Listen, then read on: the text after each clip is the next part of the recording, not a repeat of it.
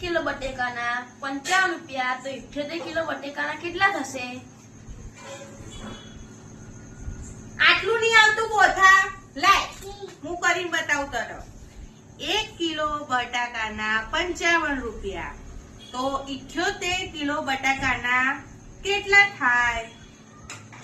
1 kilo બટાકાના 55 રૂપિયા બહુ મોંઘા નહીં કોઈ? આપણે 10 રૂપિયા કિલો રાખીએ. 1 કિલો બટાકાના 10 રૂપિયા તો 78 કિલો બટાકાના કેટલા?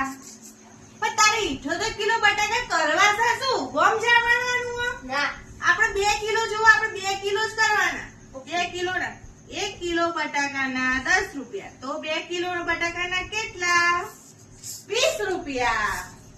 હા વળી પેપરમાં 20 રૂપિયા લખવાના. 20 રૂપિયા લખી નીચે લખી દેવાનું કે બટાકા બહુ મોંઘા છે.